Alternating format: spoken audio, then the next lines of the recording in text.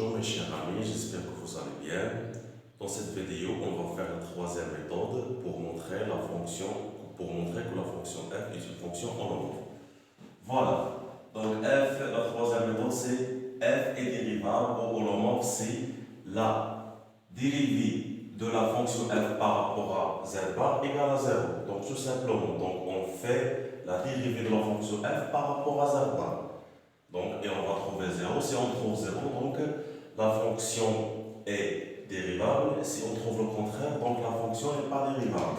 Donc, si on trouve la dérivée de f par rapport à 0 différent de 0, donc f n'est pas dérivable. On n'est pas holomorphe, bien sûr, sur C. Donc, on va prendre un exemple. On va prendre toujours l'exponentielle de z. Donc, on veut montrer que la fonction f de z est une fonction dérivable ou holomorphe sur C. Donc, on a la dérivée de la fonction f par rapport à z bar égale à la dérivée de l'exponentielle de z par rapport à z bar. Donc, si on dérive par rapport à z bar, donc ici, on n'a pas de z bar. Ça veut dire que l'exponentielle de z se considère comme une constante. Et la dérivée d'une constante, c'est 0. Ça, c'est clair. Donc, la fonction f est une fonction dérivable ou holomorphe sur C. Donc, on a déjà vu qu'il y a trois méthodes pour montrer que la fonction f est une fonction holomorphe. Donc, les conditions de Cauchy-Riemann, et on a utilisé l'exponentielle de z, et la forme condensée de Cauchy-Riemann, et on a utilisé aussi l'export de z. Et maintenant, par cette méthode, c'est la dérivée de f par rapport à z bar, et on a aussi utilisé l'exponentielle de z. Donc voilà. Donc maintenant, on a trois méthodes pour montrer que la fonction f est une fonction holomorphe. D'accord. Donc maintenant, on passe à la deuxième partie, c'est comment on fait la dérivée de f. Donc, premièrement, on doit vérifier que la fonction f est une fonction holomorphe.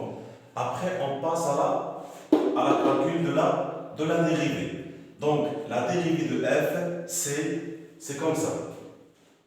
Donc, c'est la dérivée partielle de πxy par rapport à x plus i dérivée partielle de qxy par rapport à x, ou la dérivée de qxy par rapport à y moins i la dérivée p de xy par rapport à y. Donc, et on va voir les exemples. Donc, bien sûr, avec f de z, c'est écrit sous la forme pxy plus i qy. Et on va voir ça sur l'exemple. Donc, on va prendre toujours l'exponentielle de z. On a déjà vu que l'exponentielle de z égale à exponentielle de x cosinus y plus i exponentielle de x sinus y. Donc, maintenant, on a déterminé la partie réelle P de xy et on a aussi déterminé la partie imaginaire, c'est exponentielle de x sinus y. Donc, on va prendre la première expression, ça. Donc, pxy, c'est exponentielle de x cosinus y, c'est comme ça. Donc, on fait la dérivée de exponentielle de x cosinus y par rapport à x. Donc, cosinus y se considère comme une constante. Donc, on va le faire sortir. Il reste la dérivée de l'exponentielle x par rapport à x. C'est comme ça. La dérivée de l'exponentielle x cosinus y sur. Donc, on le fait sortir.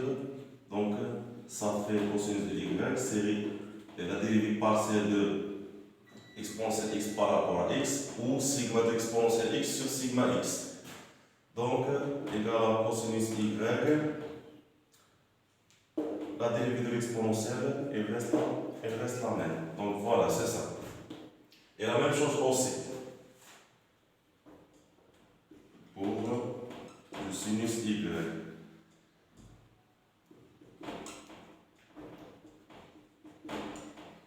C'est la même chose. Donc voilà. Donc finalement, on obtient l'exponentielle de z.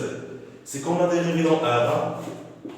L'exponentielle x, il reste la même. Elle reste le même. Donc voilà. C'est la même chose dans z. Hmm. Donc, on va faire la deuxième méthode, c'est ça. Donc, on doit obtenir la même résultat. Donc aussi, on a la dérivée de qxy par rapport à y moins i, la dérivée de pxy par rapport à y.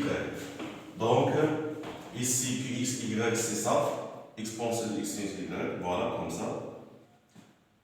Et ici, p de xy, voilà, c'est exponentielle de x cosinus y.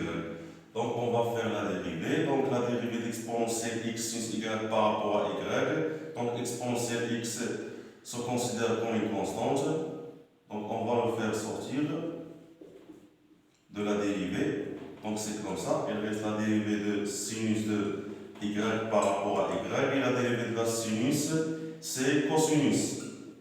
Donc, on obtient exponentielle x cosinus y. Voilà, c'est ça. Donc ici, la même chose avec le cosinus. La même chose avec le cosinus. Par contre, la dérivée de la cosinus, c'est moins sinus. Voilà, c'est ça. Et le moins avec le moins, ça fait plus. Donc on obtient exponentielle de x cosinus y plus i exponentielle de x sinus y. Donc c'est le même résultat. Donc les deux méthodes sont valables. Et voilà.